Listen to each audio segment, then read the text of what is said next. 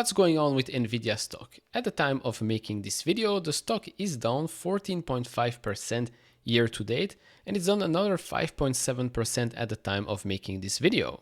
If we actually have a look at the heat map for today, a lot of stocks are green, some of them are flat, but we see that Broadcom down 3%. Nvidia, well, when I took this screenshot, was down 6.43%. So those are the big ones that are down more than the others. So what exactly is going on here? So let's discuss a little bit of the macro right now. First up, the 10-year yield continues to come down. We're now at 4.18%. During the weekend, I made a video. I think we were closer to 4.24% or so. But of course, we're very far away now from that close to 5%. When was it? Close to a month and a half ago. So not bad. Of course, this might mean that more and more people are turning to bonds. Might also mean that, well, expectations for rate cuts are getting a bit higher. Expectations that inflation starts to drop continues to be higher as well. But there are still some economic uncertainties, I would say. So this is all that you're getting right now. To me, this is a positive sign. What we also got is a GDP forecast by the Atlanta Fed. So they said the following. The GDP Now model estimate for real GDP growth, seasonally adjusted annual rate, in the first quarter of 2025 is negative 2.8% on March 3, down from negative 1.5% on February 28. So this picture got shared on social media tons and tons of times because, this means everything's going bad. Well, what did we say during the weekend? Well, we said the following thing. Look at imported goods. It's expected to rise quite a lot in anticipation of those tariffs, which again does make sense. And so massive imports before tariffs will make GDP look bad. You can basically listen to the last couple of videos that I've made, basically said the same thing, and look at what is happening right now. Well, this is making GDP look quite bad. Again, this is a GDP forecast. So take all of that with a grain of salt and don't overreact. Now, of course, we also had the United States initial jobless claim, and that was also higher than expected. It's been as high as December and October of last year. So there were some fears around that. But if you look at the unemployment rate, I think around 4%, we're still doing quite well. So yeah, I know a lot of people like to look at only the negative things. Maybe you don't like Trump, maybe you don't like Doge, whatever you want to do. But if you look at all the available data right now, I don't think we are in a doomsday scenario. I think we are actually quite far from it. And so now let's switch a little bit to Nvidia. Now that we've got the macro out of the way, let's switch a little bit to Nvidia. Of course, these things might impact Nvidia, especially when we talk about tariffs. So if you're interested in more info, of course, stay put. Hit all the buttons, would really appreciate that. If you want to hear more about the Intel news, that video will be in the top right corner. And if you want to follow me even further, do check out the link down in the description and in the pinned comment with the top 10 best stocks to buy now, or go to fool.com/couchinvestor. Thank you very much. So regarding Nvidia specifically, of course, there might be a big impact from tariffs if there is a chip tariff, if there is a tariff on Taiwan. But we know that there is going to be a tariff on Mexico. And guess what? Well, late last year, more specifically November 18, 2024, Foxconn expands Blackwell testing and production with new factories in United States, Mexico, and Taiwan.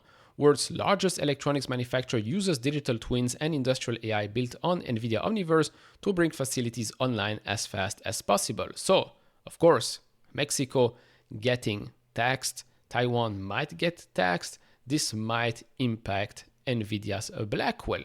So I'd like to repeat it again and again.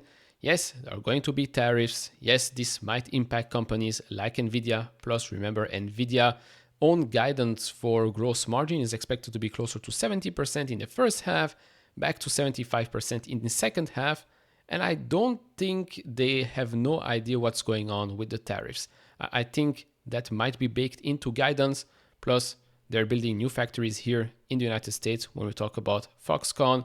Right now, with Taiwan, remains to be seen what happens with the tariffs there. But with Mexico, yes, they might get affected, or I don't know, for some reason they might find a turnaround. I don't know, but so far, this is the picture that we're getting. Now on the flip side, on the more bullish side, last week we've had GPT 4.5 announced. So this is a comment from Sam Altman. Bad news. It is a giant expensive model. We really wanted to launch it to Plus and Pro at the same time, but we've been growing a lot and are out of GPUs. We will add tens of thousands of GPUs next week and roll it out to the Plus tier then. Hundreds of thousands coming soon, and I'm pretty sure y'all will use every one we can rack up. I don't think this is bad news for a company like Nvidia. I mean, we've seen the capex plans for Amazon, Microsoft, Alphabet, Meta, right? We've seen the capex plans for 2025. And although, okay, not everything will go to Nvidia, but I do still expect quite a lot of that budget to go towards Nvidia GPUs.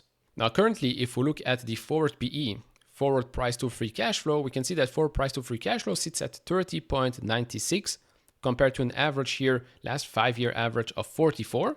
Looking at the forward PE, sits at 26.18 compared to an average of 39.82, despite the stock being up and despite this company being close to a market cap of $3 trillion. Now, this is a forward PE right now of 26.18. If we look at the EPS estimates for fiscal 2027, well, we're getting a bit closer to a forward PE of 21. Yes, Nvidia, the company that is expected to grow rapidly, still at their size has a forward PE, well, forward 2-year PE, I would say, of 21 times. Now, another reason why the stock might see some weakness more recently might be because of, well, Nvidia's new GPUs for the gaming sector that has come out. You've probably seen already some backlash online. And last week we've had AMD's announcements, Radeon RX 9070 XT come out, and the performance there is quite good. They compare it here to the 5070 Ti, so not the 5090 or something like that, but still you're getting, in AMD's words here, over 23% gaming performance per dollar over the RTX 5070 Ti, which, to be honest, is not bad at all. So maybe AMD is putting some pressure here on Nvidia, plus Nvidia's own products having issues is putting pressure on Nvidia as well. But when I'm looking at Nvidia's overall business here, data center, gaming revenue, professional visualization, automotive, and the expected automotive number, I know we know it's a vertical one, expected to be $5 billion for 2025. I mean, the more these stocks come down, the more value I will be seeing in it. I mean, I said in my last video, 4 stocks to buy in March, Nvidia was on that list. If I'm seeing Nvidia at 100 or maybe some miracle, it's going under $100, I think it will be too hard to ignore that one, even at that size and even with the amount of stocks I have in my portfolio. Now, I know, might never get to 100 or under it. That's fine. I'm just saying that right now there might be some fear out there. But to be honest, if you believe that Nvidia stays on top, if you believe that capex will continue for years and years ahead, doesn't have to be huge growth in capex. But if capex keeps being, well, between the 60 and the $100 billion for those big tech companies on a yearly basis, and we're not even talking about countries, right? We've been talking about sovereign AI in the past. I think a business like Nvidia in their position, if there is some weakness in the short term in the stock, for those that hold it, for those that are long-term investors, for those that really want a position in that company, I do think that there are some opportunities right now. Might be even better opportunities in the future.